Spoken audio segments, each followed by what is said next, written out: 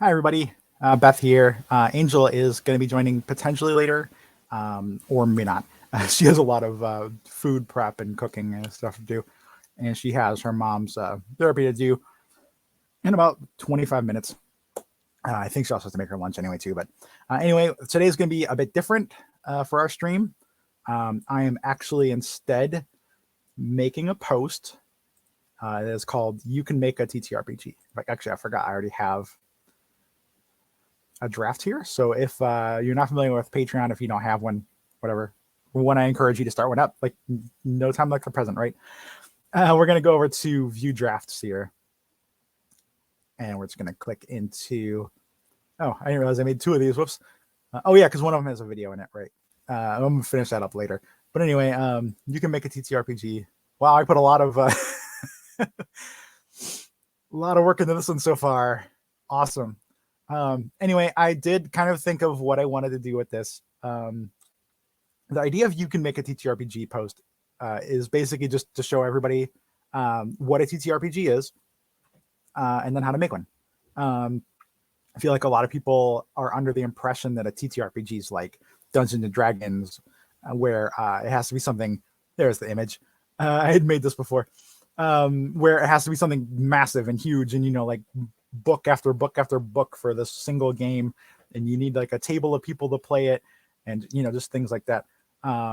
And I was amazed to find that that's not the case, and that's actually what led me to making TTRPGs myself. So yeah, so we're gonna be writing about.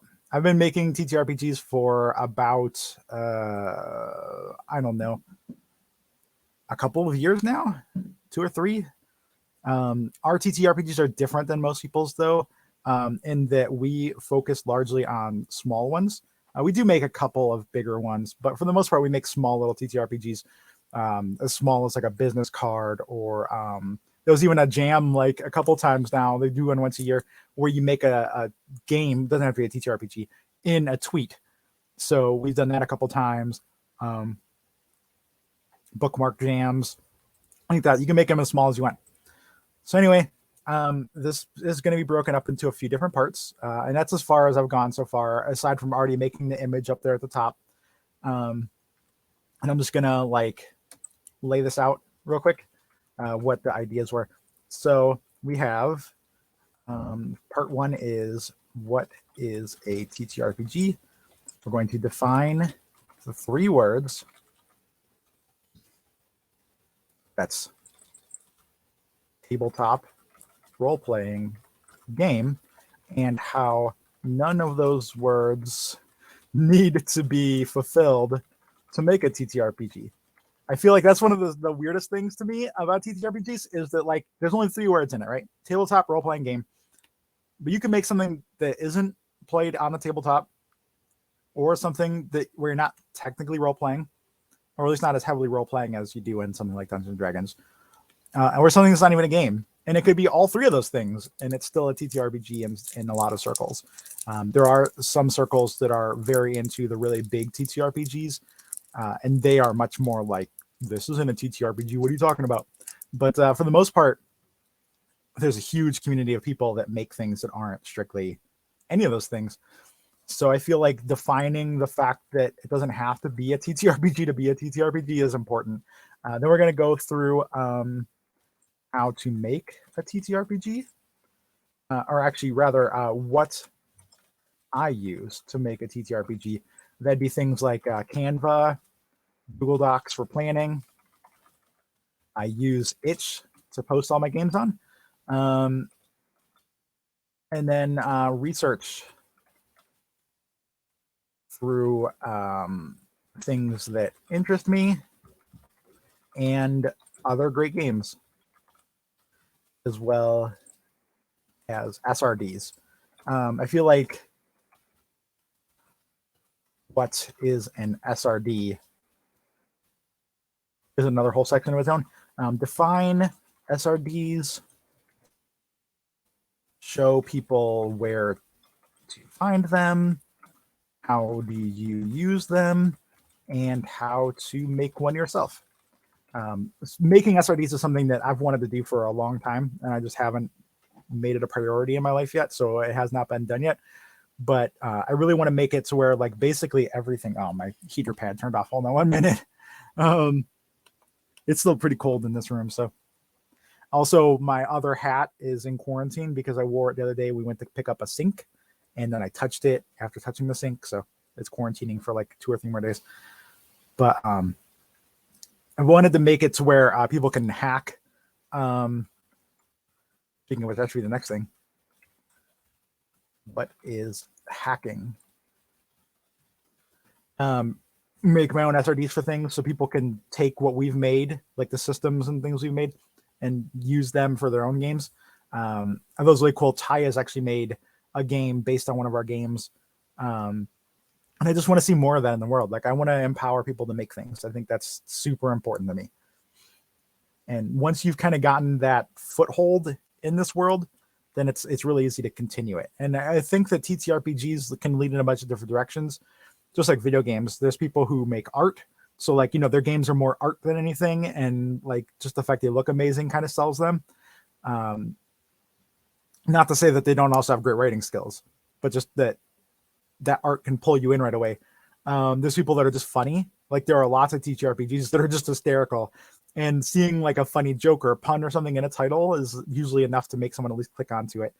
There are people who are great writers who will create like, backstories or tools or whatever else. There are people who are good at coding. So they'll make, like actual coded tools for TTRPGs.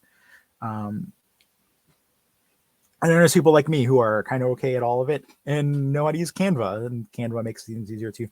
Hacking is kind of like an SRD. Difference. We're going to define the difference between hacking and SRDs. We're going to make sure you get permission from the creator before making a hack, and how to make your games hackable. That's another thing too, where I'm quickly touch on that here. And if anybody has any questions, either now you could throw them in the comments here in chat, or later you can throw it on one of this video later on. I think YouTube will notify me. I don't know. I just started using it for uploading stuff, so we'll see.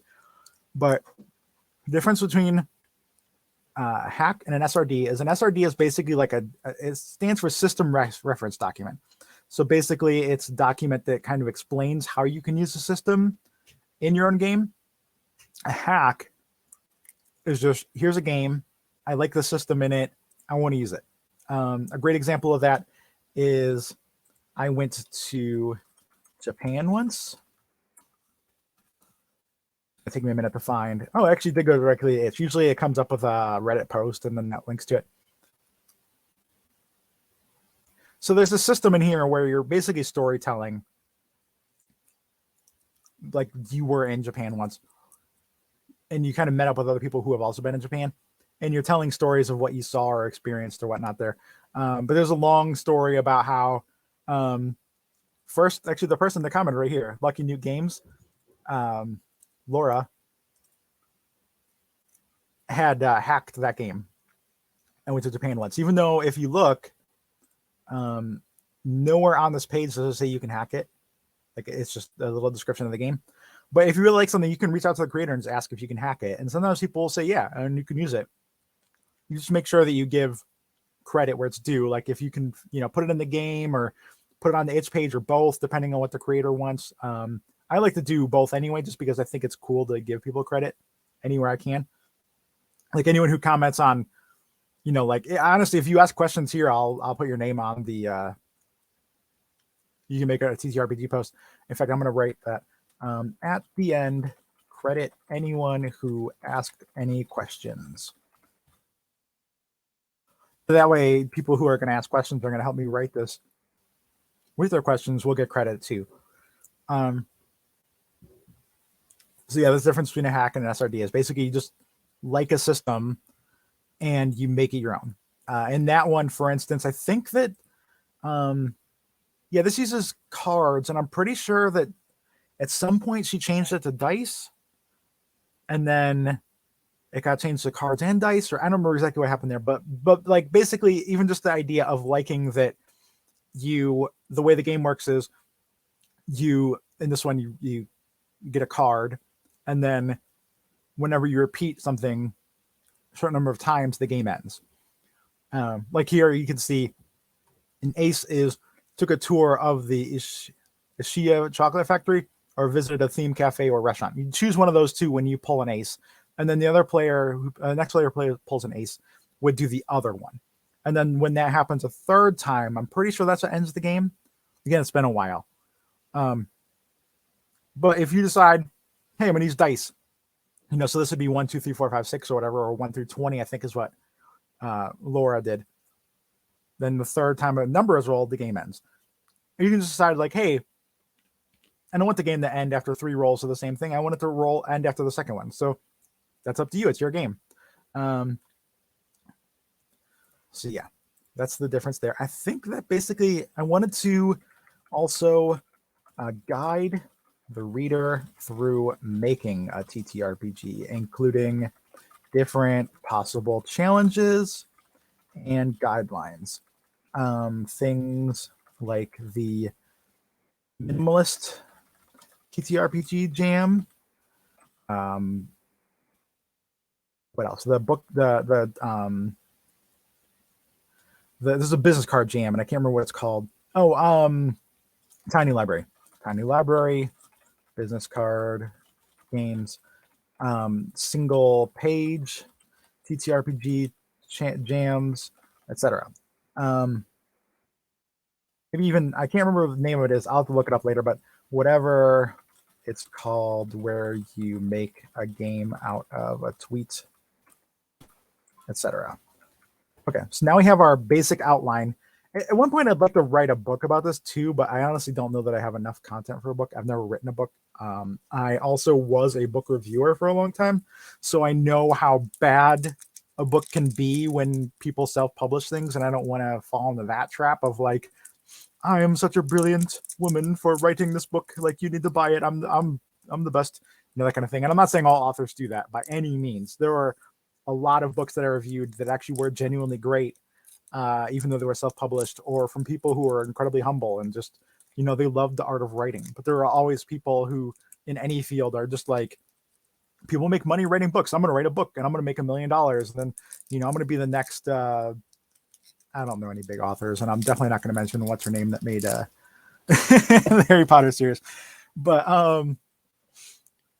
like we have people in tabletop games too that are like, oh yeah, Wingspan made a bunch of money. I'm going to go make the next Wingspan. And it's like, okay, but you've never made a game in your life. You don't even play games. So you don't really know what you're doing. Like, and you're just going to make, your first game is going to make you millions of dollars. Like, good luck with that. Even Wingspan didn't make millions of dollars. You know what I mean? So, all right. I apologize too. This bad droopier like barrel thingy is like gigantic. So I apologize that that's messing up my speech, but I also need to not have a dry mouth while I'm talking so much. So first we're going to start with, what is a TTRPG? To keep those notes up there for as we work. I'm going to just type something out here so that the format doesn't mess up. Okay.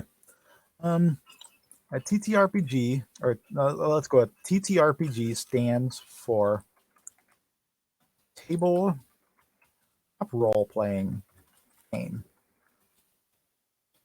Let's break that down, shall we? Tabletop. Role playing game. We're going to cover what all 3 of those things mean. So tabletop, this would assume it can be played on a tabletop. This could be something like, okay, that's just not putting a space there. Hero Quest, a typical board game or card game, or something like Dungeons and Dragons, where you may not even have any pieces, but it's nice to have a solid place to put your character sheets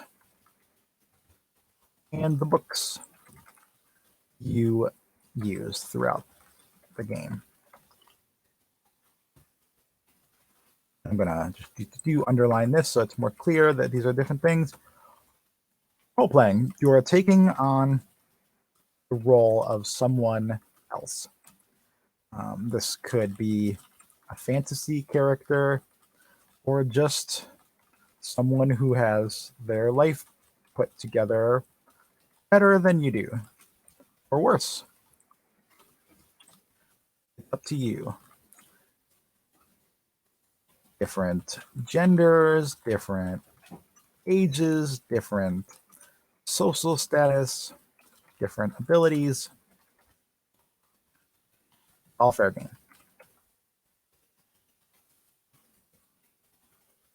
Game. I'm going to find the. I am not going to go into what a game is personally. I think that a game is very different from what other people probably think a game is from my time here. So I'm just going to pull up the definition of game. Yeah, I think that defines it really well, actually. To use the type of activity or business regarded as a game as the definition of a game. I think recursive definitions are funny anyway. And where did this even come from? Dictionary from Oxford.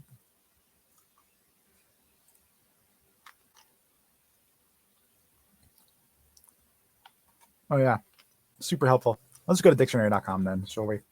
There's so many like AI stuff now that you don't even know if it's just making stuff up. And I want to be able to credit.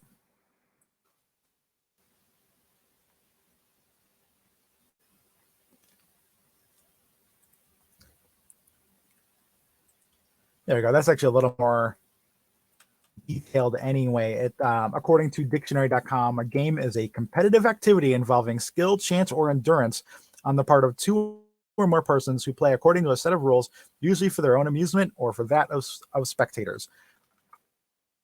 I mean, that'd be kind of sad if you were just playing a game just for the spectators and you weren't even like doing it for yourselves at that point. Like, that sounds more like a play or a musical or something than it does like a game. Okay. According to dictionary.com, a game is, quote, and I'm going to pull up, I'm going to link to that.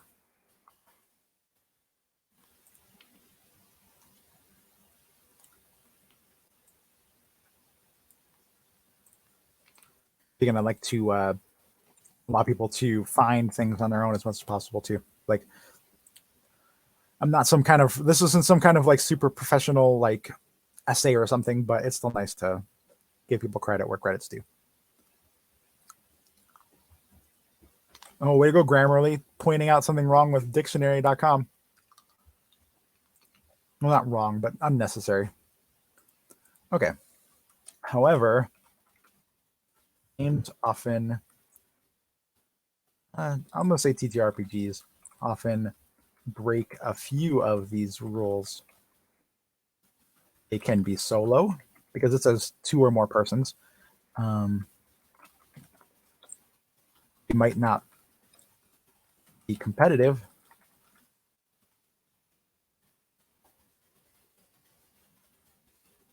Cooperative games exist. In fact, Dungeons and Dragons is a cooperative game. So even the biggest TTRPG is technically not a game according to dictionary.com's definition. No,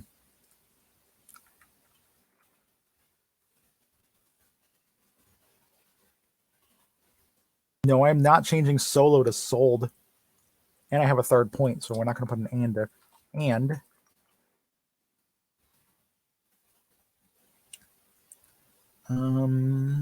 I guess that's, yeah, I guess it's just those two.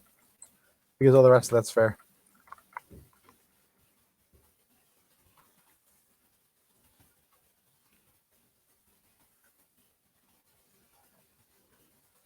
I'm going to put this up here so I don't forget it. Like, because I'm going to delete it otherwise. Like, what's this doing here? Okay. However, it's important mention that you can skip as many of these as you want. A TTRPG doesn't have to involve a tabletop. It doesn't require role playing, and it doesn't even have to be a game. There are loads of TTRPGs that don't fit any of these requirements, depending on who you ask. Different parts of the TTRPG community are more and less strict about, thank you, Grammarly, about what is or is not a TTRPG. I feel like if I have a game of my own, it fits this, that would be best. We categorize all of our stuff. There we go.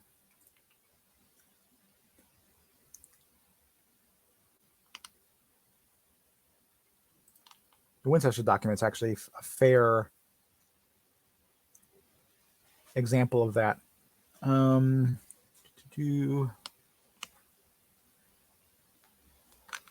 These are actually like fragments of games, not actually full games. They're TTRPG like parts, basically. Yeah, I guess that's fair. Just the Winchester document. For example, I consider Winchester document to be a TTRPG.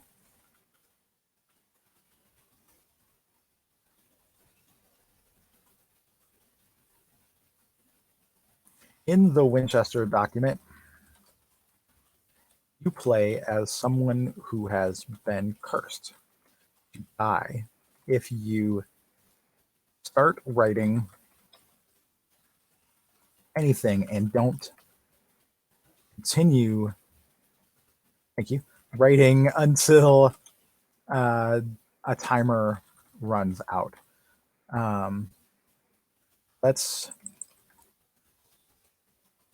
break that down into the 3 words of TTRPG again.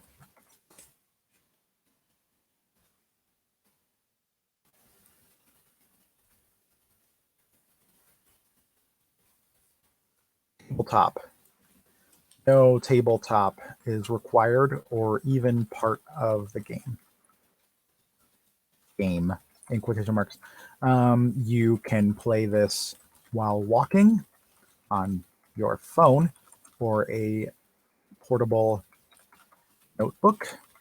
You can play it at your desk. You can even play it in line somewhere. Role playing. While you are technically role playing as someone who has been cursed, there's no element to it that relies on you playing a role. You can be you or someone else or nobody. Who you are makes no difference whatsoever. In fact, it's more of an experience to do with you personally than with someone you're pretending to be. Game. This is a solo experience game. At least that's how I define it. However, there's no win state. There are no mechanics aside from the ticking timer, and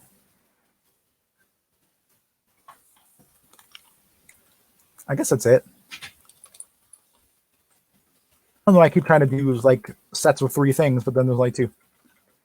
No win state, and there are no mechanics aside from the ticking timer. Endurance does come to play, you must continue writing, and as you successfully make it past the timer grows longer. I also wouldn't say this is for anyone's amusement, as it's more of a tool to encourage people to write, and it teaches you about the power of writing and determination.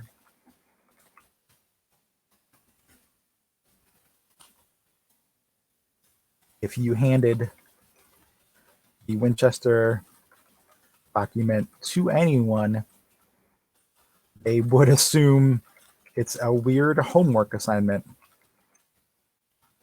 for thinking of it as a game. They would likely assume it's a weird. But if you said, check out this game,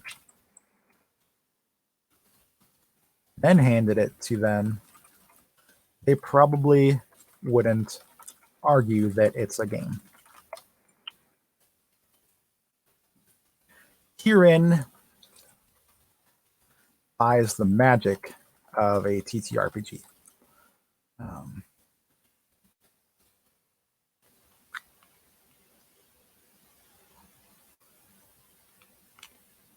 Let's add another section here too. Kinds of TTRPGs. I'm going to start that right here. Kinds of TTRPGs. Herein lies the magic of the TTRPG world. It is incredibly freeform. Just like, hey, Panic, how's it going? Panic says most TTRPGs are homework, just different classes. That is incredibly punny since classes come into play in a lot of TTRPGs. But also, I feel like 80% of the games that Angel and I make, because we make solo journaling stuff, are kind of homework anyway. And I feel like a lot of what Angel and I make too kind of comes to a point of like, it's supposed to be educational in one way or another, or you're at least supposed to like consider something. Like the last one we just made, Time Shifters, super simple game.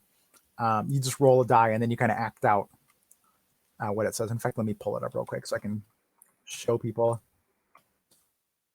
It's in the image right here. You just basically roll a die and then you play out one of these things. But yeah, Panic says like D&D is just maths and improv. And yeah, that's very fair. It's 100% what D&D is. You roll a die, or first you act it out, and then a situation comes up where you have to roll a die or dice, and then you do the roll. You have to calculate all the math with the roll you've just made and all the negatives or positives you have on your sheet and any kind of equipment you have or whatever. And then the dungeon master like tells you whether you succeeded or not, and then you act that out too. So yeah, that's very true. Oh, of course my camera disappeared again. Why wouldn't you? But anyway, the point of this game is you just kind of act out one of these things. So like if you're in time is reversing, every new action affects previous actions in a way you can't wrap your head around, because you're going backwards now. So instead of your actions leading to a future where those you're now facing those repercussions of your actions, now it is just that like you're going backwards. So it doesn't matter what you do because what you're experiencing next is something that happened previously. So it's different. But you've been here and done this. The further back you go, the less you remember, and life eventually feels new once again. The point of this is, while it is meant to be silly, and just a quick little experience with what shifting time would be like, the point is to re-embrace your relationship with time. Like we all have this normal linearness of time where, you know, like I'm sitting here right now, I say something and then maybe someone will react to it, or I send an email out, and eventually I'll get an email back. Probably just things like that. But all of these are different. So basically, you have this time shaper tool that you don't know how to work. So this happens randomly, and but each of these has a kind of a negative and a positive to what time would be like then. For example, time has stopped. You feel infinite. You have all the time in the world to learn, grow, discover, and try new things. However, this also means you're now literally alone in a crowd of unmoving people. So the positive is if time has stopped, you're basically immortal at that point. There's nobody to bother you. There's nobody to hurt you. There's, you can't catch a disease and get sick from it because like it takes time for a disease to like affect you. You could learn every single art in the entire world and it would be fine because you have the time for it. It's kind of like where they talk about like if a vampire really lived for 500 years or whatever, like what they would be able to do because they've had all that time to live. And after a certain time, like you don't have to worry about money because you're so smart that like you could just make that money. You have hundreds of years of life experience. Like, how does somebody not hire you for that? I know you can't tell people that, but but the point of this is that you can kind of stop, slow, or speed up time in real life too. Like when you're having fun, time moves faster. When you're in pain or aching or tired, like time kind of slows down or stops, especially in a rough work day or something. And so how can you use these in your life for a positive instead of as a negative? Like when time's flying by and when you're having fun, where's the positive in that? It's that you don't notice the negative things as much anymore. It's that if I'm sitting there and I'm playing a video game or something and having a lot of fun, like I don't even realize I'm hungry or thirsty. Like all that stuff passes by, and when I set the controller down, I might be like, wow, I'm really tired. And like, how is it 4 a.m. already? Like I'm super tired. You get up and you're dizzy and you're really hungry and thirsty, but you don't notice it while you're playing a game. Or like if you're hanging out with friends, like you don't notice that you're tired because you have that amped up energy. Panic says the past isn't real. The Langoliers ate it. I remember the original movie. I think they remade that or made another one that I haven't seen yet. But I remember seeing the original of those when I was younger. My mom's a huge Stephen King fan. I do remember them like just chomping on time itself, though. That was really funny to see. Okay. So here lies the magic of the TTRPG world. It's incredibly freeform. Just like art, something that takes years of work results in unbridled beauty, just as valid as tossing some paint on a canvas and giving it a cool title. TTRPGs can be things you make over years and polish to perfection, or at least as perfect as we mirror. Yeah, the Dean Stockwell one. Panic says that he's only seen the Dean Stockwell one. I agree. That's the one I've seen too. Dean Stockwell's awesome, by the way. He needs to be in a lot more stuff. I don't know what, like, he was so great in Quantum Leap. That's what it's called. He needs to be a lot more. At least as perfect as we mere mortals can make something. However, a TTRPG can also be made in 10 minutes and be far more silly or weird than good.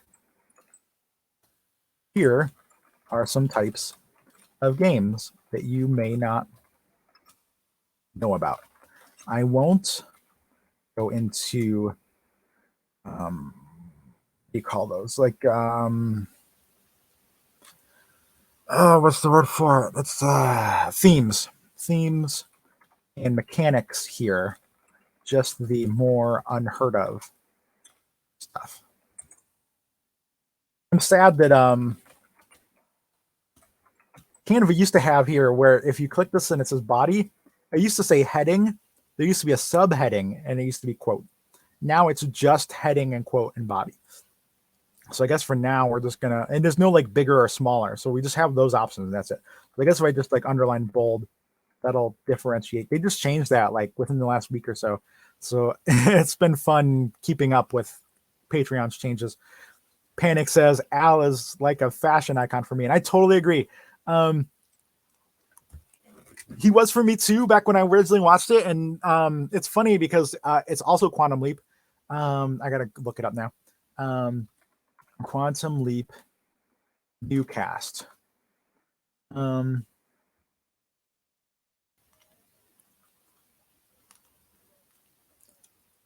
No, the new cast, not Dean Stockwell and stuff. Wow, that is a wild picture of Dean Stockwell, by the way.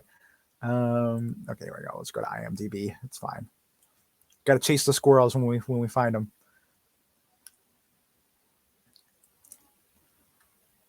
I think it's just yeah. I don't know if Mason Alexander Park is non-binary in real life. Yeah, non-binary, but plays a non-binary character on the new Quantum Leap, and their style is 100%. Like, I love it. Like, we'll go from like the like masculine stuff to like a feminine outfit, like within an episode, and I love that. While I really like being feminine, you can see I'm totally not from the waist up. I'm wearing a long skirt, but I'm also wearing a t-shirt that shows that I'm 40 plus years old. Yes, the feisty nerd scientist, exactly. I also love seeing more TV shows and stuff now where people do include queer characters and non-binary people and trans people, and they're not just like a little side character that like being trans or queer is their whole character. Like, I don't even know that they said anywhere on the show that character is non-binary. I think they just refer to them as they, and like they're just a member of the team. And I think that's perfect representation. I do like the representation that shows people finding their place in the world, but I also think that we need more of the things that just show us as people. And like, it's not something that we need an 8-episode arc for people to change the pronouns they use for us. You know what I mean? Like it's okay. I think lyrical games are my favorite kind of example. I'm wondering if there's an example. No, I guess not. There really isn't. I didn't find an actual definition of a lyrical game when I searched it. Although I only looked. This is the great thing about writing a post instead of a book, is that I can be silly too. Although I could be silly in a book, you know what I mean? Although I only looked at the first page of results. However, my experience is that a lyrical game is a game in which the fun or purpose is derived from reading the rules, not necessarily playing it.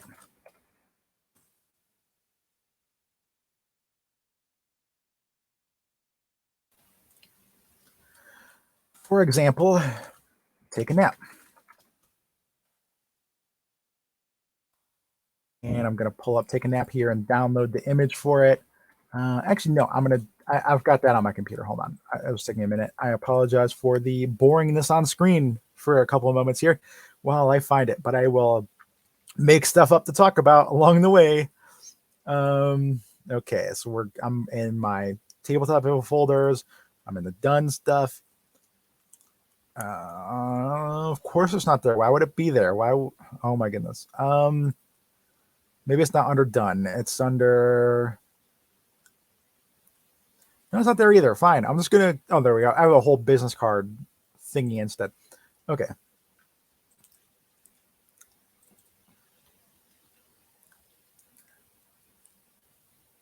While this is loading up, Panic says, "I love the gays in my media. Was very happy about Dead End Cartoon has a trans guy in the main cast. That's awesome.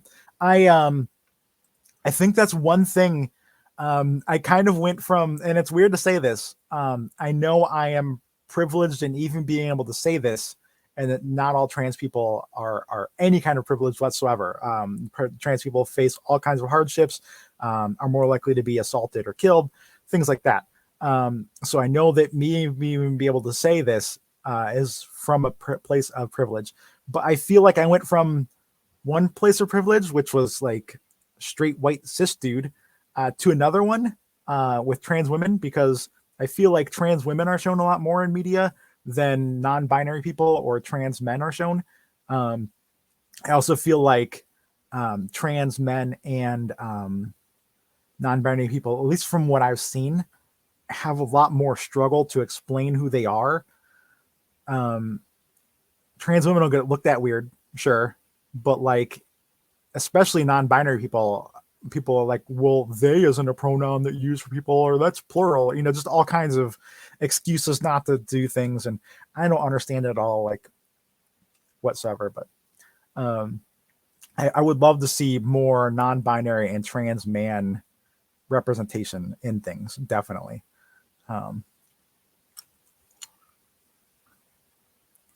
Panic says, now if we could have more LGBTQ pro tags in games where I didn't just customize them to be so. Yeah, I will say that I'm guilty of that too, and that everything I've ever made hasn't had a character. Well, except for She is an autobiographical game about me. Autobiographical-esque, in that there are things in there that I have not yet experienced, or things that I've experienced through others. Like I believe it's been like 3 or 4 months since I worked on that game. And there's actually a draft of it out that people can check out on the Patreon. But one of the things in there is where you're going to a car repair place, if I remember correctly.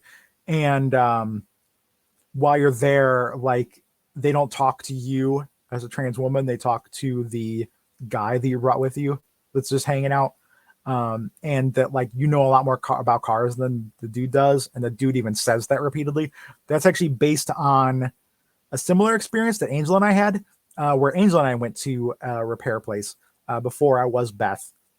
And the person only talked to me, even though Angel started off the conversation. Angel's the one who owned the car.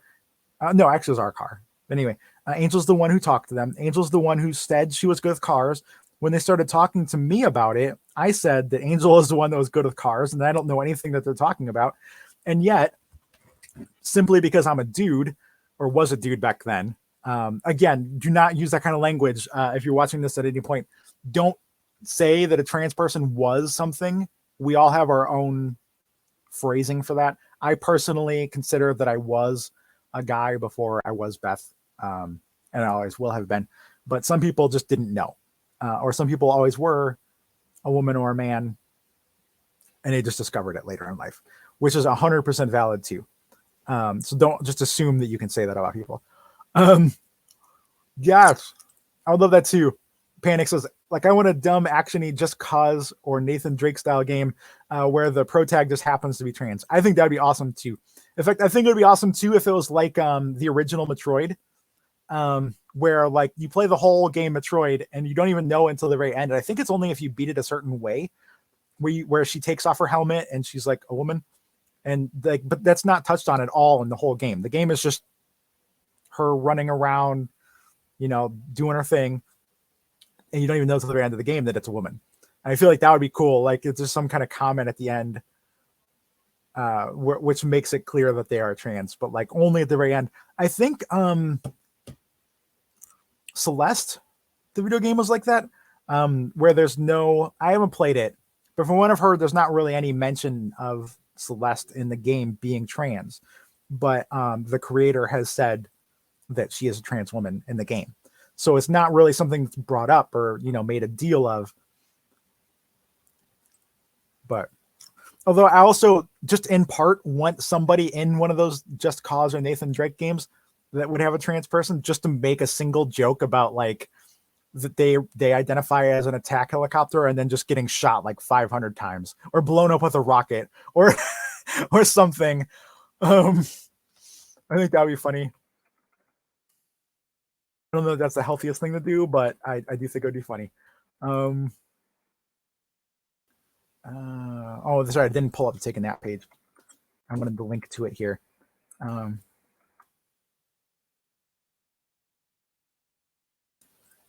Usually, after I'm done writing something, I will do what I call a linkage pass. Um, so first, there's the like you write everything out first draft. I do like a basically like a rewriting pass, which is just like um, I am incredibly wordy, and I can usually shrink a lot of what I say, which will make it a lot better of a flow word wise than how it originally was when I spit it out. Or I realize that I've repeated something repeatedly, just like that right there. Like if I was editing, that would be said differently. But after that pass is a grammatical pass. So I'll like actually check out all these grammarly things and just rephrase things to be better. And then finally is the linking pass where I just go through, look for things that are mentioned, look for things that I can link to, and so on. Sometimes I'll forget to do that. And so I'll send out a big old update about something that has 0 links in it or like barely has any. It's like, dang it. But there's actually one itch email I sent out to try to promote our Patreon. And then I realized after I sent it that I did not link to the Patreon anywhere. So I had to wait till the next day to send another one because you only send an email every 24 hours per game on itch and be like, hey, whoops, I forgot to link this. And of course, nobody cared because it was a whole day later. So, okay. In Take a Nap, you roll a die and see what would happen. Take a nap. Is this a game? Technically, no. There's no win state or loss state. There are no mechanics aside from roll a die. And you probably won't have a fun time. Oops. Have a fun time playing it. Its purpose merely to relate to people that I hate naps. Even when I fall into the trap, taking one, it's usually a huge mistake. Do I actually wake up 250 years in the future? Nope. But the point is there. Games like these are great ways to express a point or show someone something. We can relate to one another, gain a new sense of empathy, or just have a laugh.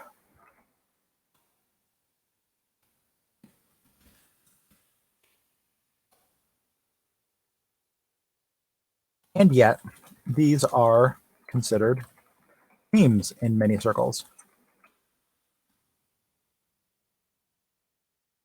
They can be played.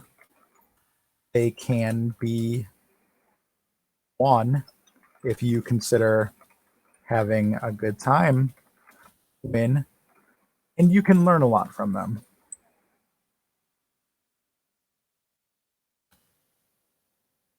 Another of my favorites is, and I know I'm going to have a hard time finding this, so I apologize, and I'll try to come up with stuff to talk about in the meantime.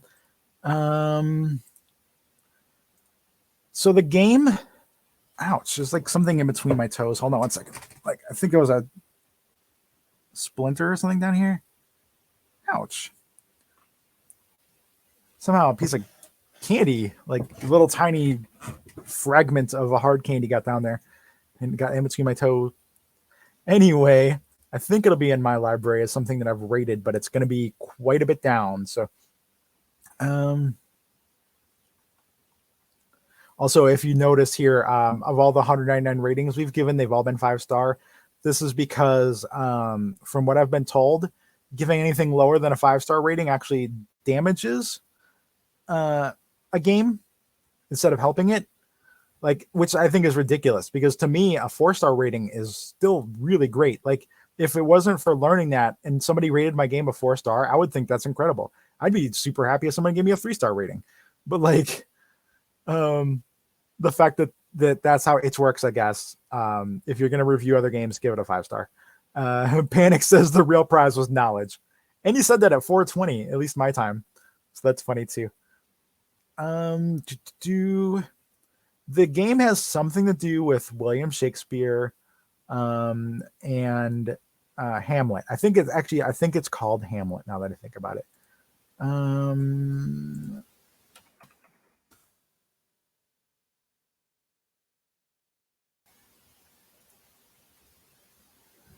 of course, it's like there's like 8 billion games called. I think this is it. Yeah, this is it right here. It is a one-letter RPG. This is the front. This is the back. The back is literally just B. So it's a one-letter RPG, and it even says right on the card that this is an RPG. So I'm not even using my own words to call this. Yes, exactly. Panic says B. Yes. I'm not even the one calling this an RPG. It is someone else doing it. That makes it even more valid. A game called Hamlet, made by W.H. Arthur. And I'm going to link both of those. Again, we like to give credit where it's due. I actually just watched a video by someone named Funky Frog Bait. They make YouTube videos. They do like reactions and like dives into like different topics and stuff. But they are hysterical. And I love that actually I started watching and I was like, I wonder if this person's non-binary. And like 5 or 6 episodes later of watching it, they'd made a point that they were. I also really, yes, Panic knows who they are.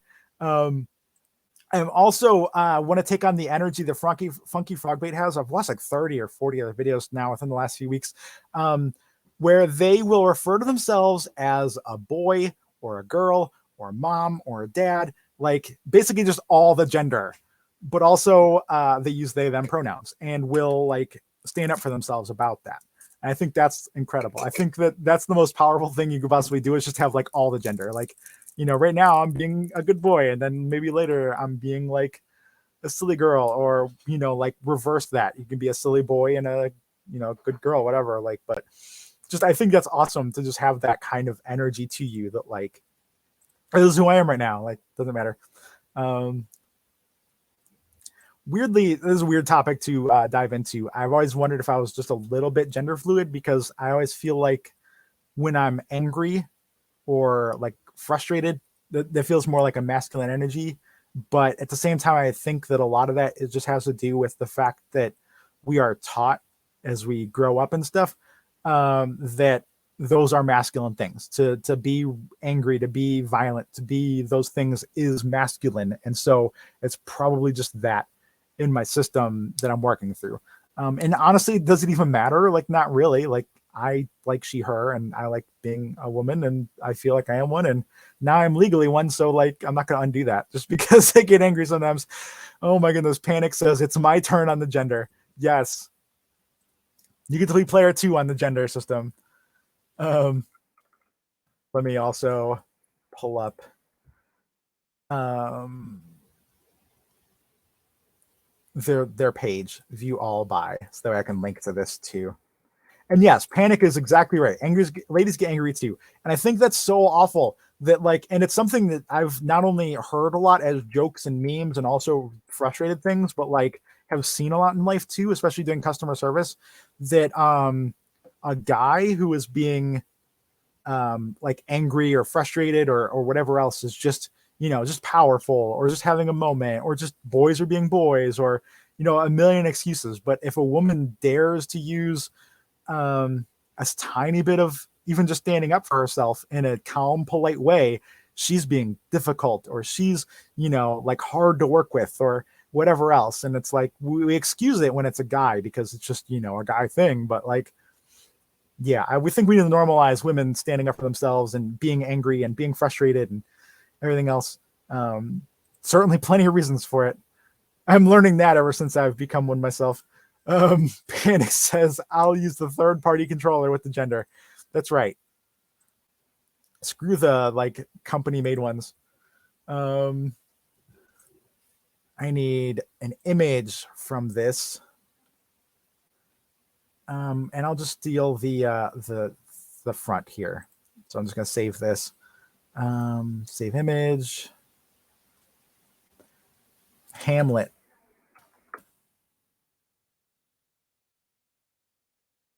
We're gonna insert this here. Okay.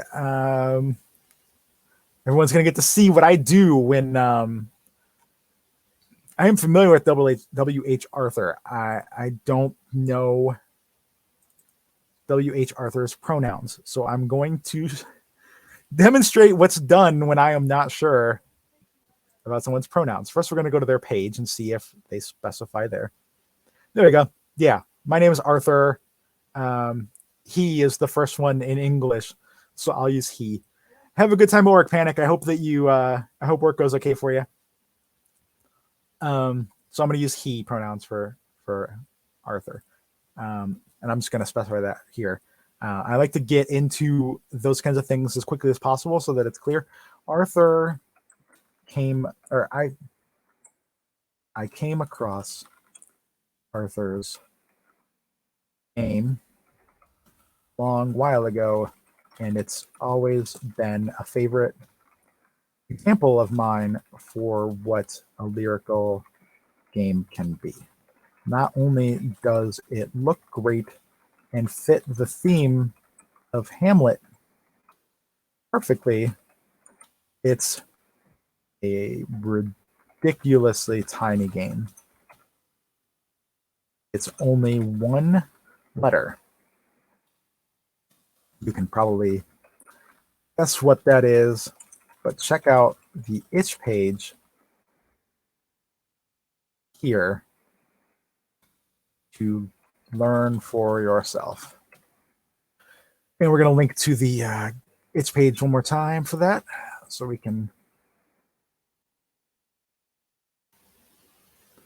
once again encourage people to go check that out, because the reason I was talking about Funky Frog Bait in the first place was that they touched on, or they did a video on, not just touched on, actually did a really great deep dive into React content, where people just watch something and react to it. And they made the point that for something to be fair use, you have to add value to it. There's actually like 6 different parts of it. That's the big thing, though. And they also said that they like to mention and link to the creator of the original piece. And so I've wanted to do that, or I've liked doing that in the past and continued to do so, kind of reinforced by that.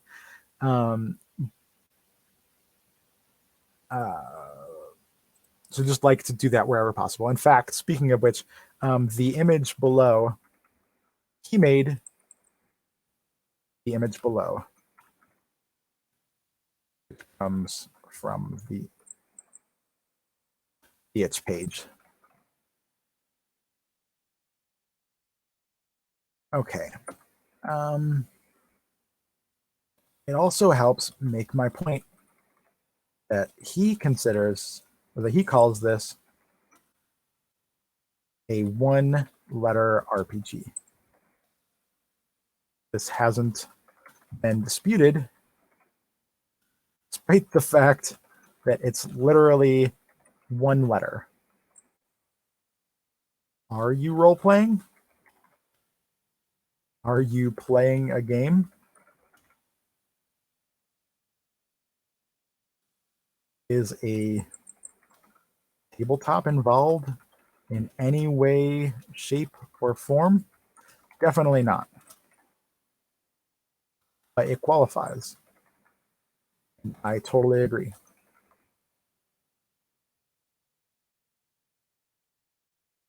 Angel messaged to say that we are doing a clean eating. I don't want to say diet because I'm just kind of shifting to it as a hopefully permanent thing. Um, Getting away from ultra processed foods and more toward healthy foods. Still dieting too, but like trying to be more health conscious in the food choices that I make. We previously did the Daniel fast, which is very ingredient centric in that like you really limit, you don't eat anything like with pretty much any kind of processing. If it's not like 100% natural ingredients, like you don't eat it. You don't eat dairy, you don't eat meat, like just a bunch of stuff cut out. You don't eat like word for like leavened bread kind of thing. um but we did it. It's a, you can do it I think for like 7 to 21 days, and I think we did 14 when we did it. So now this is a kind of like grander version of it. We're just avoiding anything with weird ingredients, but we can still eat meat, we can still eat cheese as long as it's natural stuff. So she made some oatmeal for us because breakfasts have been difficult.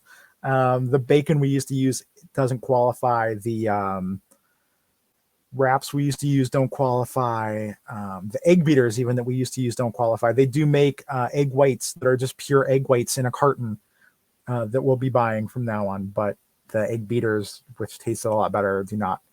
But she says she got oatmeal cooked. She did her mom's therapy, and she made her lunch. She just needed to put the oatmeal in containers after it cools, which is awesome. Thank you, Angel, and I'm typing that out too in case you're not in the room right now. Oh, yeah, I guess she is here. She says it smells like pumpkin pie in here. I can't smell it in my little corner over here, but I'm looking forward to smelling it once I can smell it over there.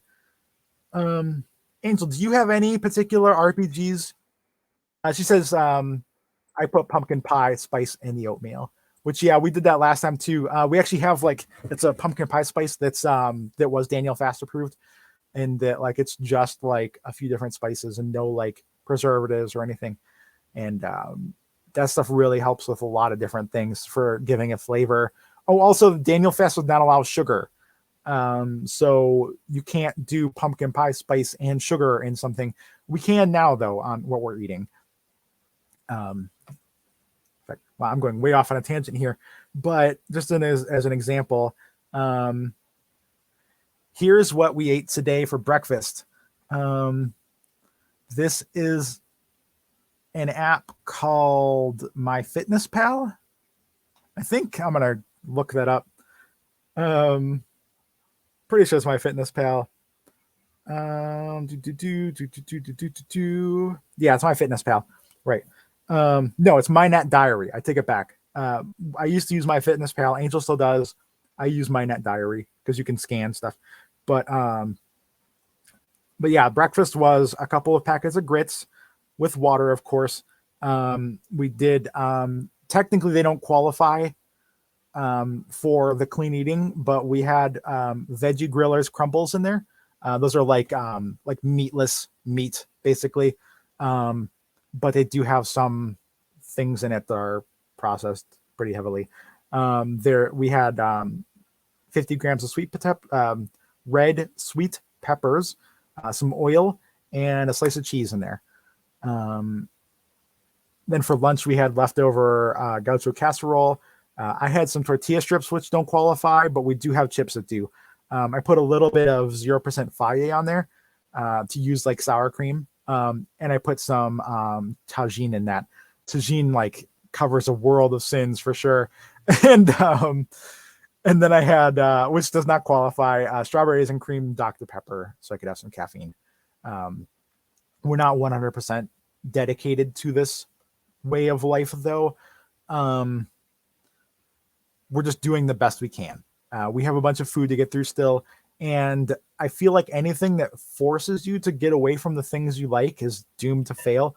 So if we want a soda once in a while, or if we want like some queso fresco cheese or some ice cream or whatever, like that's fine. It's just not, like it'll be something we eat like 2 or 3 ingredients a day instead of like 80% of our food being ultra processed.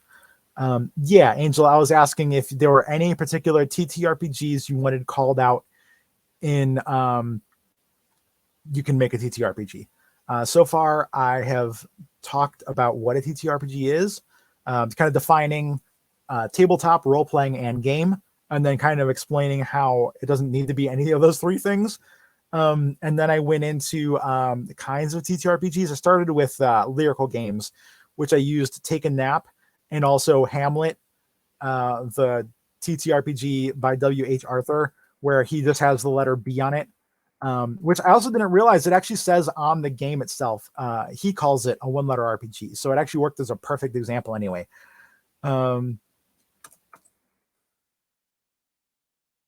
Quest for Coffee is a really unique one. I agree. I don't need to pull that up. It's also a really big game. Quest over Coffee. That's it. I thought it was Quest for Coffee too. You're fine. She said she was sorry that like she must have typoed. I think this is more like a tabletop game than a TTRPG, but I do think it's really cool, and I really love their system. Just on another little like offshoot here, Quest for Coffee is this really cool thing where they give you the base game for free. Like you can just download now, and you can say no thanks, and you get all of it. And then they have a whole bunch of Quest over Coffee content. So like if you like the game, you can find a lot more of it. In fact, this says it's currently on GameFound, but I think it ended. Yeah. Oh no, I didn't know that. It was actually on GameFound right now, so that's good timing. Their goal is $5,000, and they're at $28,000 for this, with 2 days left on GameFound. And it looks like it's $24 to buy a copy of the game. Oh, that's Gabe Barrett. I didn't know that. I think Gabe Barrett's the one that does it's a 3-word making the game. Board Game Design Lab. I'm sorry, wrong person. Yeah, he's the Board Game Design Lab dude. Okay. A shrine for something forgotten, Angel says. A shrine for something forgotten. Oh, that's a junk food games game. Okay.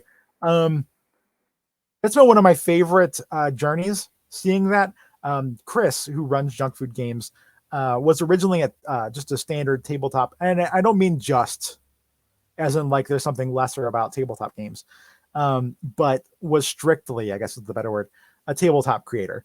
Like would make board games, card games, stuff like that, and then discovered TTRPGs and stuff, and has been making both since then. But he's really, I don't know if he does the photography himself or if his like girlfriend or wife does. I'm not sure which his partner is, but she's awesome too. They have great photographs of their stuff. He comes up with really creative stuff. Let's see. I'm not going to share that on the screen, but it says, find tiny everyday objects around you to remember and celebrate something that was forgotten. Then build a shrine with these objects. I think I remember that. Yeah, like you basically like build a shrine out of these random objects. And you can kind of see that in the screenshot here. There was something that lived here before you. At first, you thought it to be small and unimportant. In the end, you built a shrine. This is a solo journaling game. To play, you need paper, something to write with, and space to build a small shrine.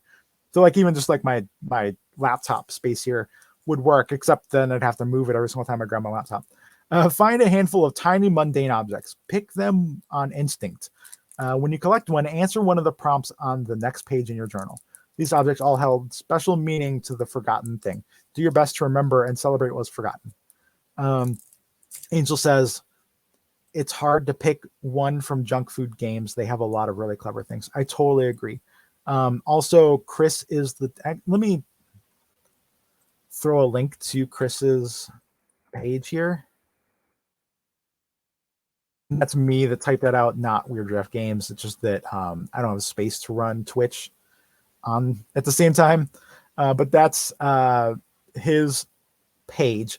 It is junkfoodgames.itch.io in case you're just listening. Everything on itch is .itch.io.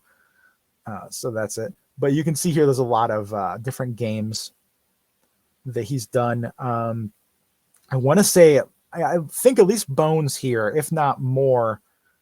I think probably several of these did. Were from, I know Cool Ranch. Oh my goodness, Cool Ranch. Yes. And he considers Cool Ranch a TTRPG too. I'm definitely going to have to mention that one. This game is a game where you eat Doritos rather. In fact, it was when I mentioned that about the game jam that runs on, make games with tweets. This was one of them. And he linked to the original tweet here. Cool Ranch, 2 to 6 players with like a person emoji. Open bag of Cool Ranch Doritos. Your cowpokes on a Cool Ranch. And so the purpose of this here with the emojis is that anytime you see the person with shades on, that's representing the word cool.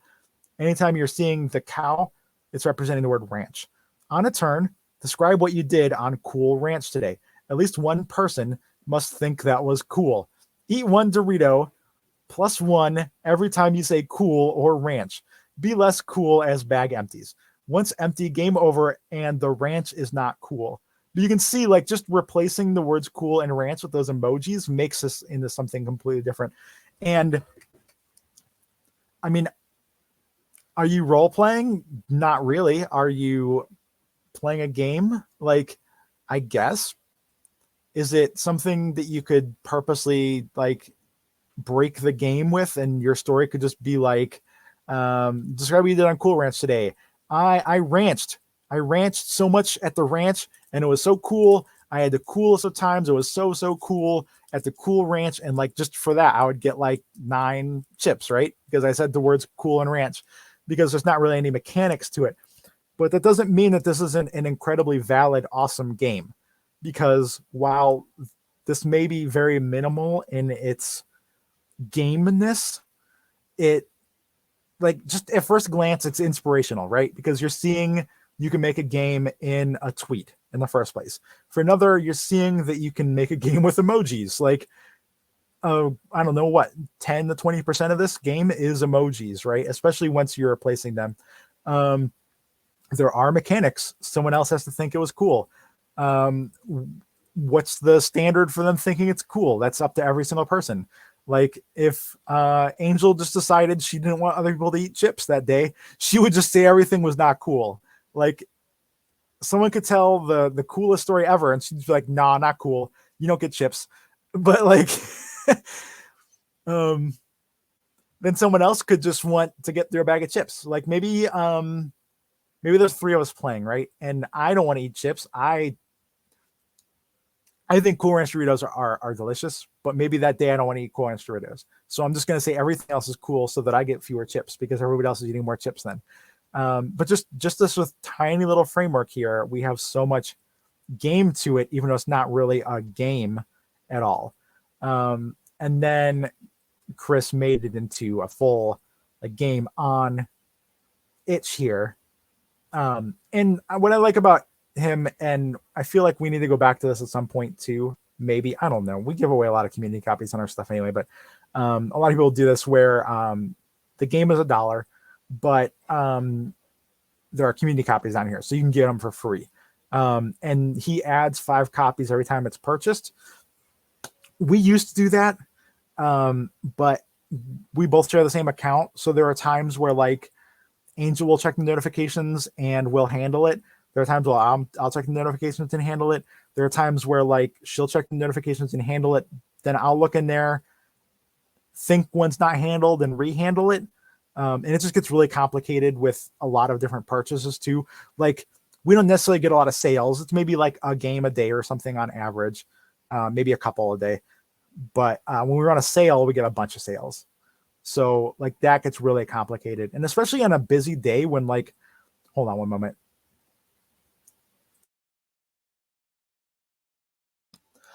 On a busy day where like I'm working all day, Angel's got stuff to do all day, like a day or two will pass. Like, who knows which ones we have or haven't done. So we add community copies different ways now, basically just when we feel like it. Or like if something happens, we might add community copies. Whenever we put it on itch, we add, or whenever we add it on our Patreon, we add community copies. And then honestly, just if anybody ever wants one, just ask for it. Like, I know it's a little bit like embarrassing to ask for a game, but like if you do want one, just email at cataclysmicnight@gmail.com and we'll send you one. Or like comment in the comments down here. Like, we've had some people, I think it was Everyday Enchanter, which is another TTRPG that is not really a game. But yeah, this I Am the Librarian says this sounds like the cozy kind of game the entire collective can enjoy together. Might I request a community copy? Yeah, absolutely. I just added 15 of them, so that way that person could definitely grab one. It does not give you the ability to email people or message people unless like they've bought something from you. Then you get their emails, and those are only to be used for that purpose. So like there are still 7 community copies here, not from this time. Well, maybe from a month ago. I don't know. But we also add community copies when it gets on Patreon, and I think that happened pretty recently too. Anyway, I'm gonna go way back to. I'm gonna use Cool Ranch Doritos actually as the example, just because that game is freely available for anybody to see, whereas the other one, like, you need a community copy for. Pardon me.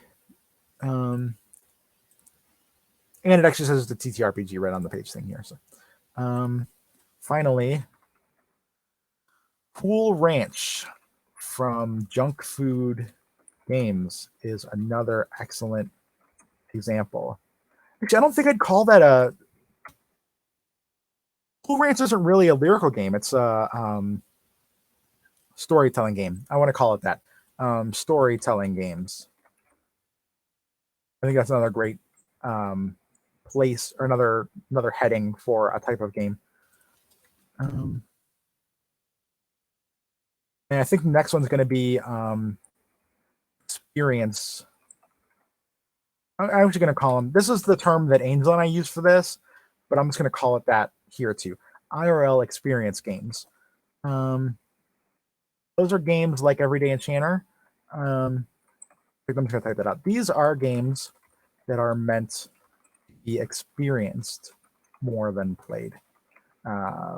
They might require you to act something out, exercise, move around, or imagine things.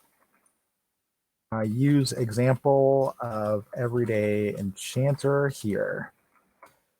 Just from the amount of time this is taking, I am guessing that we're not going to get this done in March, because this is only section 2 out of 6 sections. But I think it's looking great so far. I'm happy with what it is without even having to edit it yet. Storytelling games are all about crafting and sharing stories. You may have a set of prompts or be given full reins over the story you're telling. These might be played solo via journaling, multiplayer with other people, or even online by sharing what you wrote on social media and an email, etc. And actually, that reminds me too of I need to do what's it called? Epistolary games. Artifact games is another great example. Another great one too. Artifact games.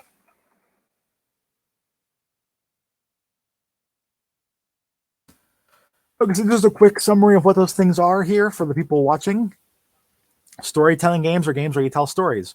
The whole purpose of the game is to tell a story. It could be a story. It could be a letter. No, it can't be a letter. I take that back. Those are epistolary games.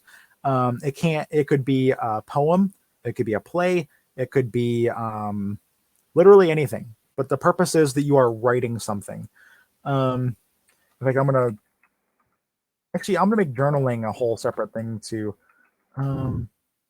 Journaling games, because a lot of those aren't just journaling. A lot of those, like the Carta system, is a game where you journal, but journaling isn't the whole game. Then there are other games that are the whole game is journaling. The Winchester document actually is kind of an example of journaling, of a journaling game, because you're just, well, not really. It's a writing game. So I guess there's a lot more categories of games than I realized. But anyway, a storytelling game is the whole purpose is you're telling a story. We've made 3 of those now, at least. Actually, we made a lot more than that, but we've made 3 in a series that uses the same system, where basically you draw cards and that leads to you writing a story.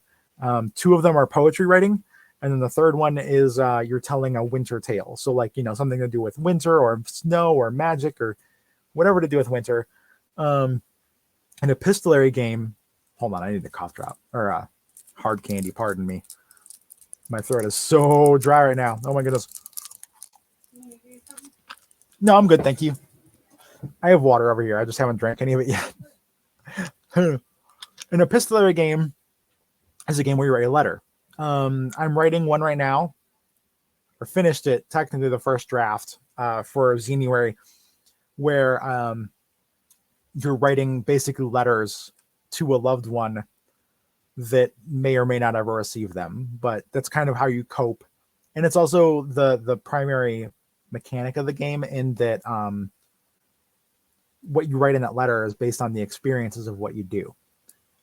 Each of the cards has different prompts on them when you draw them, and it uses a blackjack system where like each day you're playing blackjack basically once, and you can stop whenever you want, but that ends your day. So you want to try to do as much as you can in a day, which means pushing as far as you can without going over 21.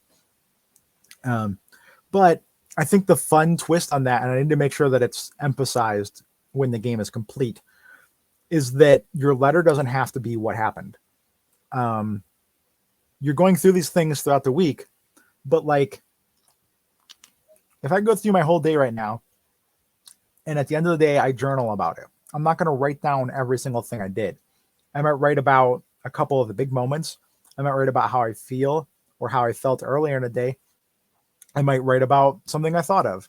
And in a letter, you might even write more about, like, most of that game could be, when you play it, about the other person. Like if you are writing to your spouse or partner, maybe most of your letter is, how have you been? Like, I know you just got a job before I went on this trip.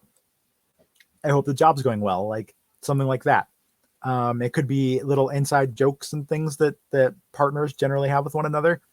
And maybe you'll just barely touch on the things that happen in your week, or in your day, but that's entirely up to you.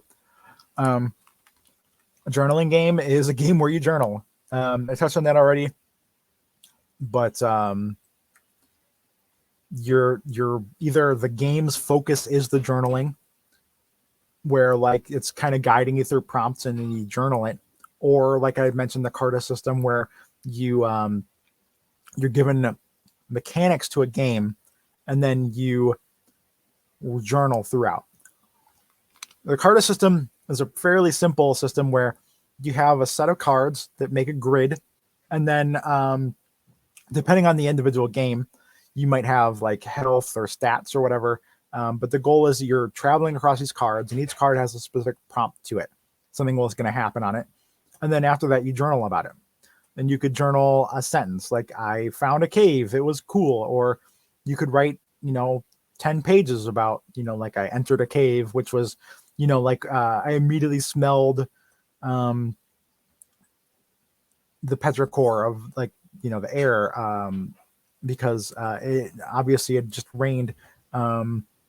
I didn't have a torch with me, so it took a while for my eyes to adjust, and even then I could barely see, which triggered issues I had in the past where I was in dark, just things like that. It could be anything. IRL experience games, are games that are more about in real life experiences. Everyday Enchanter is a great example of that because the whole purpose of that game is that you can enchant something of yours. Like, for example, my hat, this hat right here, right? Maybe I enchanted it with confidence. So then whenever I wear this hat, I think about the fact that it is enchanted with confidence. And so I am more confident because I'm wearing it. Maybe my phone has been enchanted with decision-making abilities. So while I'm holding my phone, I remind myself that I am, far better at making decisions now. I'm not going to spend 45 minutes on Amazon trying to pick out the best ladder, which I just had to do a few months ago. I'm going to make the decision. I'm going to be happy with it regardless. If I'm not happy with it, I can return it. What's the big deal? So it's just like you do different enchantments on your items in real life. And then the purpose of that is to build those in yourself without the objects. I feel like I'm a lot more confident now without the hat on even. Just things like that. And then an artifact game is a game in which you create something. There are tabletop games that do this too.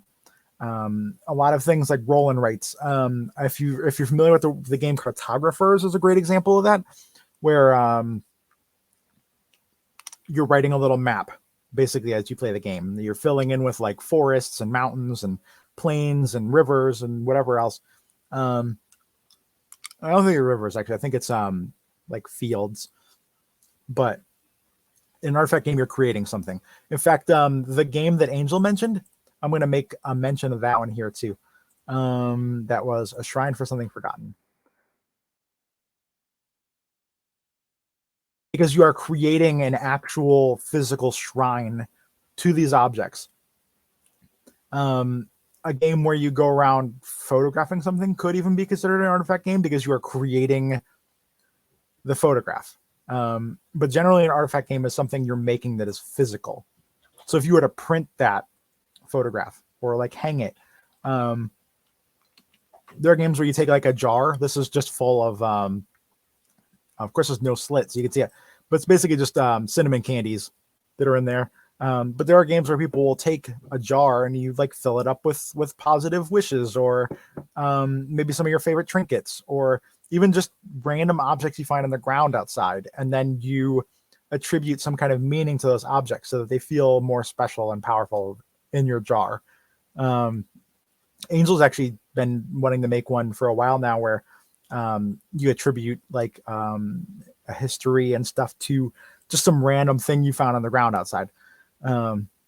Just things like that. Basically, you don't even have to create the thing. Like you can go find, like if you went outside and you found a cool looking key or a quarter that had been, damaged weirdly, or even just a cool branch. Like you didn't make that branch, a tree did, but you found it and it has a new purpose and you created that purpose for it. And so that is still an artifact game. Artifact games are something I want to make a lot more of because I think that's the coolest thing ever. Like just have like a shelf full of just really neat things like that. But anyway, that was a really long diversion. And honestly covers like half of my article. So you don't even need to read this thing now, right? Back to what a storytelling game is.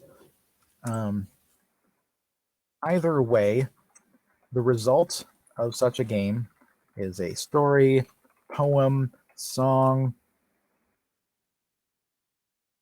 or any other sort of story told by one or more people.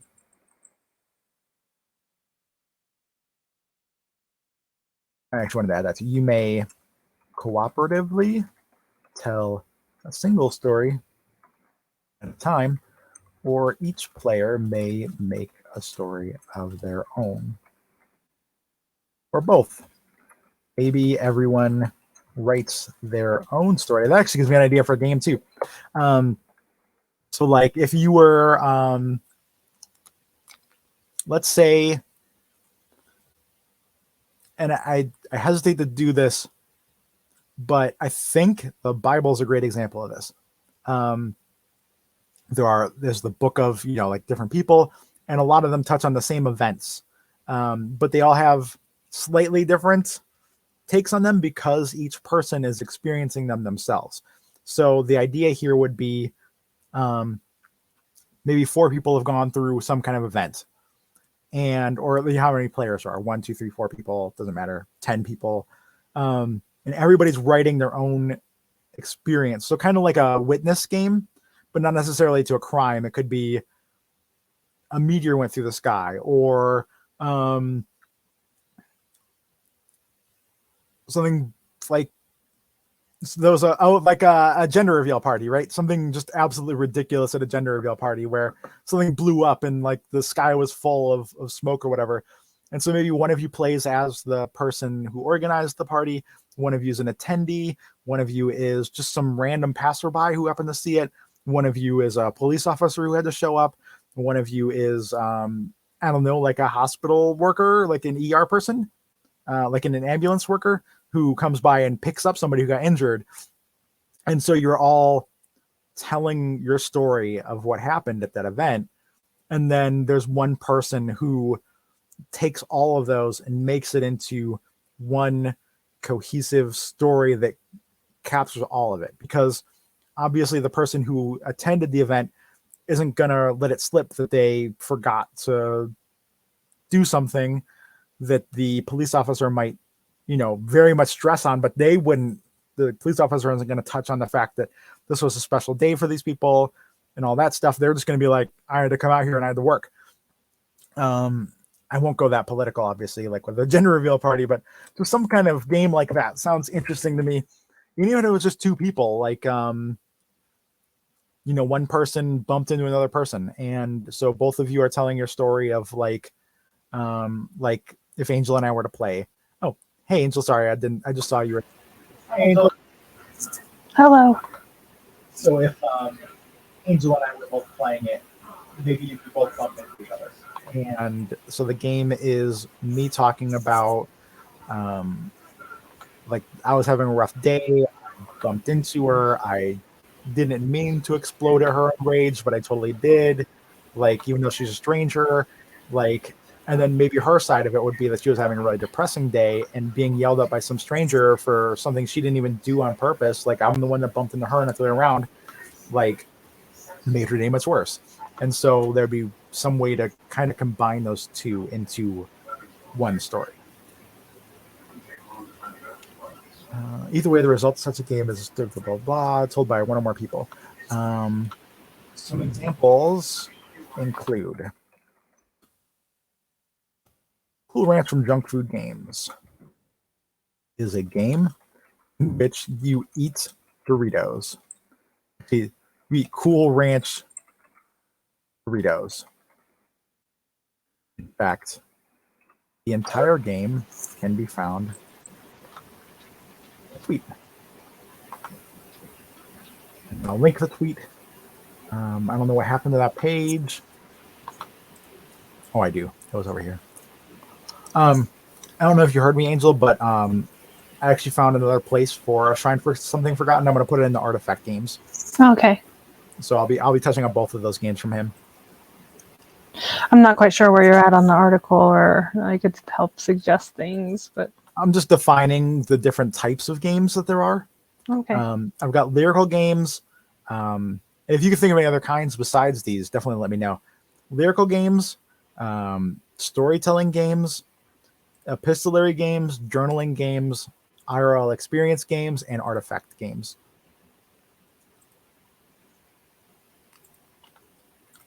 I will ponder on that. Cool. I'm sure as I go, like, I'll think of more or whatever too, but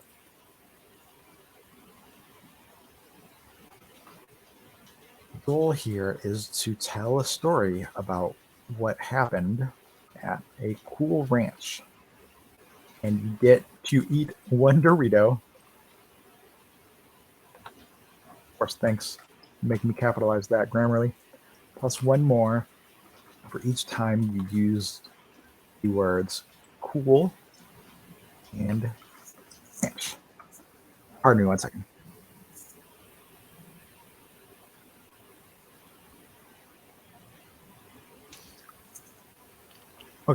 My nose was bothering me, and I didn't want to like have the camera see me like rubbing the heck out of my nose. I was not picking at anything, but still.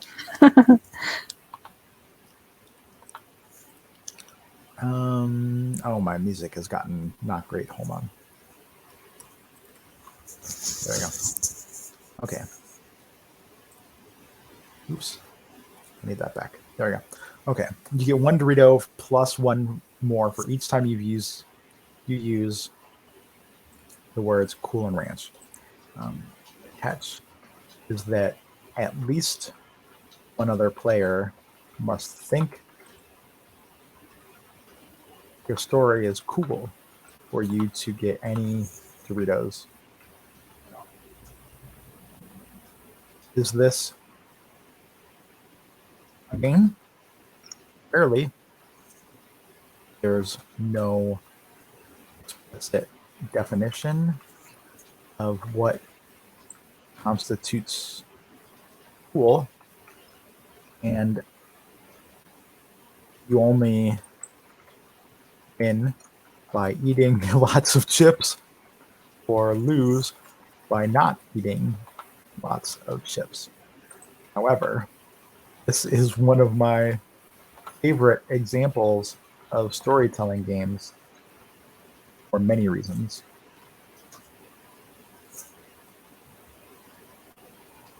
It's inspirational. Not only do you see you can make a game in a tweet, you can creatively use emojis to replace characters in tight spaces, and you can eat as part of a game. Hmm.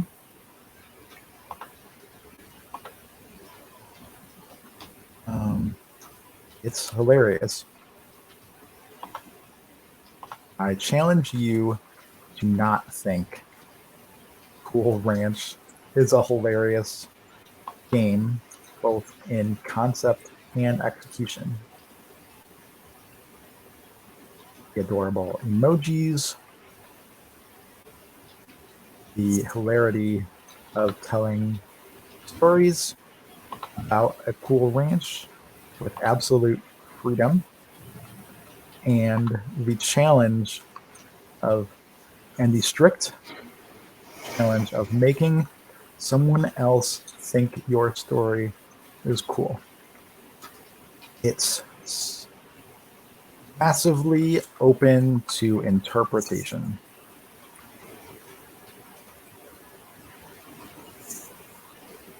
Everything from the decision on what's cool or not, the temptation to tell a story with cool and ranch, to eat a whole bag of chips at once, and the total freedom to tell whatever story you want. All mean game can be played dozens of different ways. I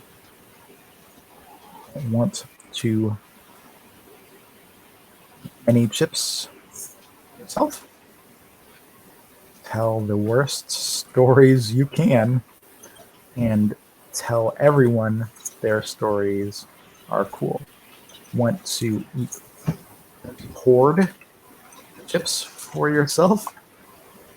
Tell amazing stories, and tell everyone else their stories aren't cool. Sky's the limit.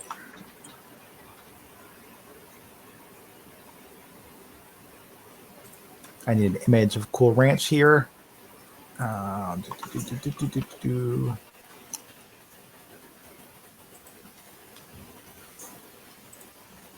didn't mean to save the link. I meant to save the... Oh, it is anyway. Cool Ranch.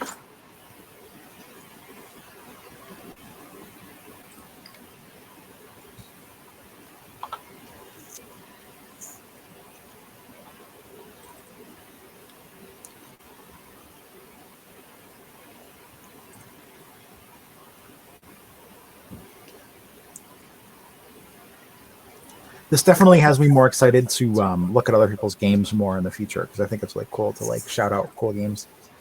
Well, and I think that that's like a really big point on like you can make a TTRPG is that, we did go and do our research. You check out different games, you be a part of jams, like, and you kind of pick up on things and like hackable things and SRDs because that does help like, and I feel like I'm still really limited because of not reading enough TTRPGs. Like the more I read, the more we you know can open our scope of what we do.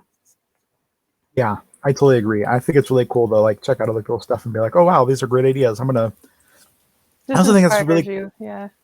I think it's really cool about TTRPGs too, and like honestly, a lot of games, and probably true of most fields, that like you find a few cool things, you can just kind of mash them together and then make it yours, and then you have a whole new game versus like Copying something directly or yeah, just retheming it. yeah.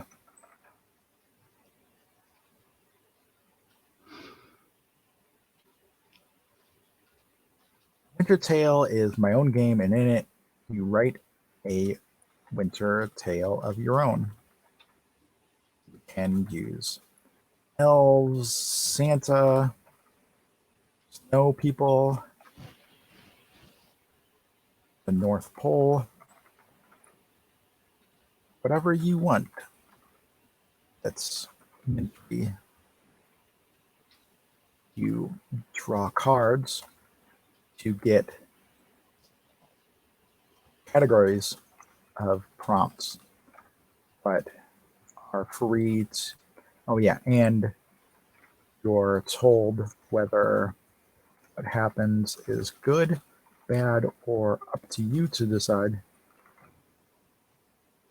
Otherwise, have the freedom to write what you want. There are extra pages of prompts in case you want further ideas, but these are entirely optional.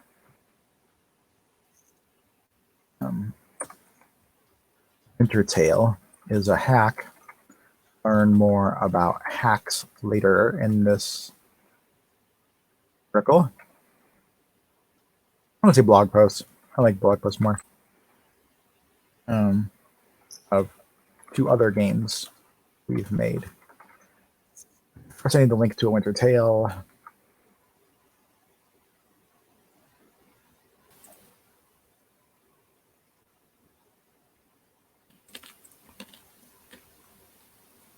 Oh, I still have to remove the like logic and lore from all the pages too. Dang.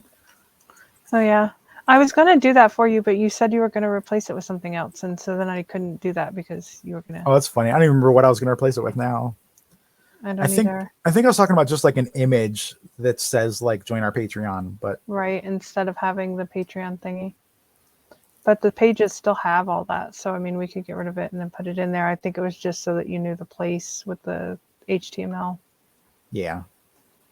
Yeah, and then like we just go through all of the pages one time instead of all the pages like two more times.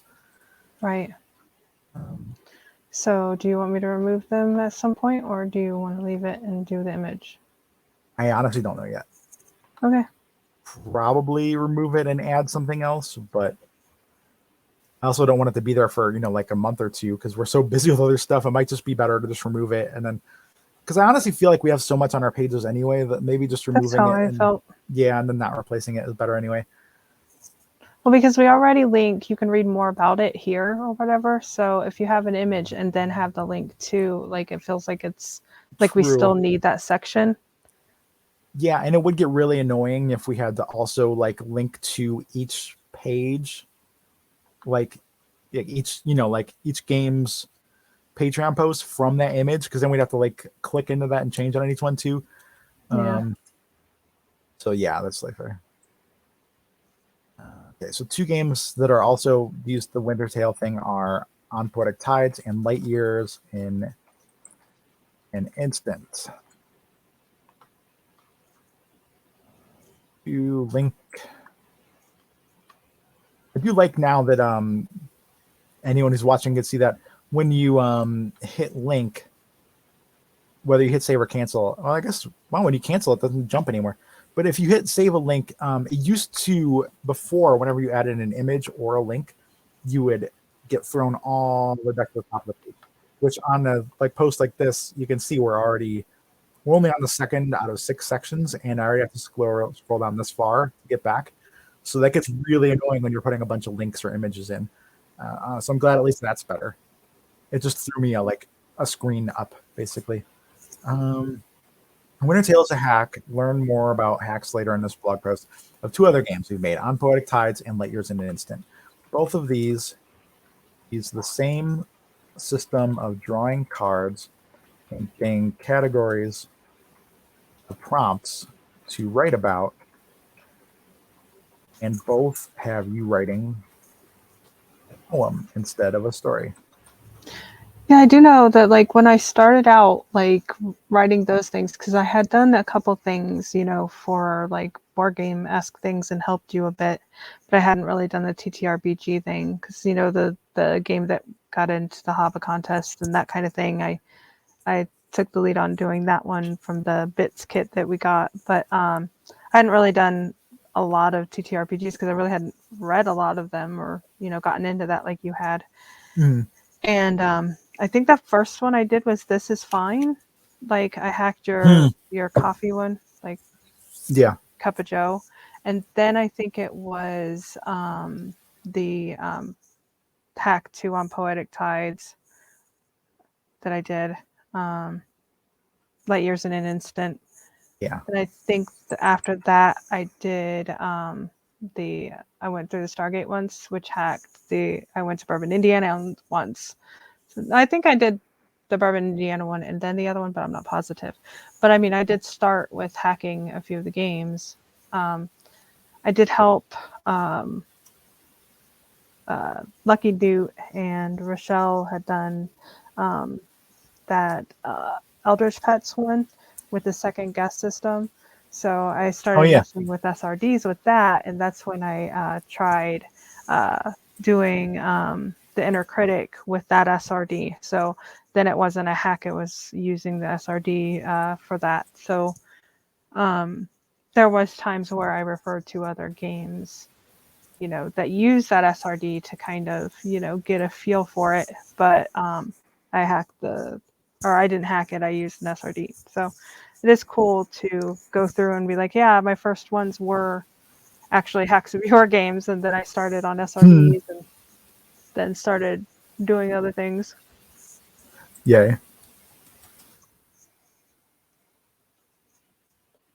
I think even Counting Flowers was one of my, I might have done that one before a few of the others, but I hacked our Drawn Out Dungeon from that. So yeah, although at least that was the original one of those was your idea too. So you'd come up with Drawn Out Dungeon. I just kind of helped with the rules writing and the I put the images and stuff together and the cards and all. But yeah, I still think that system's pretty fun and flexible to use, make it its own game in different ways.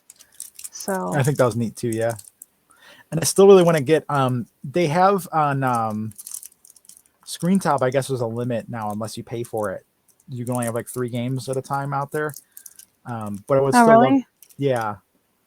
But I would still love to get that on there. And actually, there's somebody mentioned something called playingcards.io the other day, where I guess you can just, if it's just a deck of cards, you can use that instead, and it's much simpler. Okay. So since both of those games just use a deck of cards, as long as they allow you to lay them out like that, then that would be totally fine, because people can just write down or keep track of somewhere else the just like you do in the game. You just write it down, the 2 different kinds of points you have, and you just have the instructions and maybe the rules card or whatever, the reminder card, I mean, information on the side in another tab or something.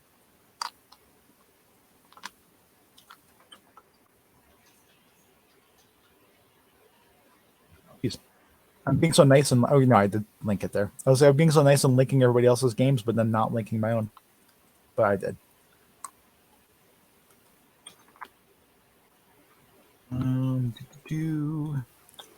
I do have quite a few things to when you get to that point when it comes to SRDs and like lists of that kind of stuff and TTRPG resources and things like that.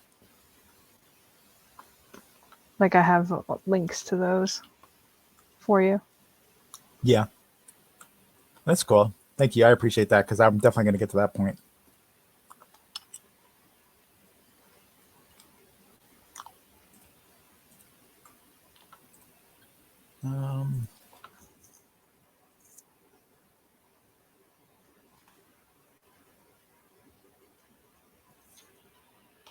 Also made other hacks of take a nap. This is fine. Is about bracing. Correct me on this. Actually, I like the way you said that. Anyway, a business card game for when life is fine, but you need a minute.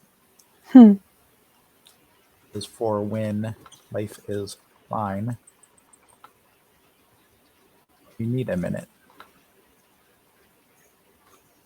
And think that first.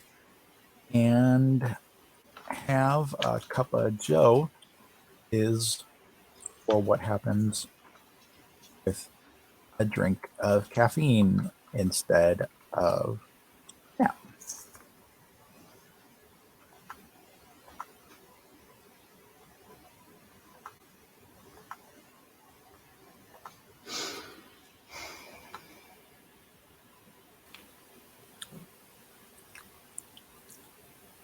I'm also going to include here on the kinds of our TTRPGs. Below, I mention many different games as examples. Many of them, most of them are either free, have free versions, or have community copies available. For our games, if it's not free and doesn't have any community copies, reach out to me at cataclysmicnight@gmail.com. Mention a game or comment below. Actually, not the or comment below because I need to send a key and I can't send a key to a comment. And I'll send you a key for it. This is about learning and experience and growing from TTRPGs, not an attempt to sell you ours.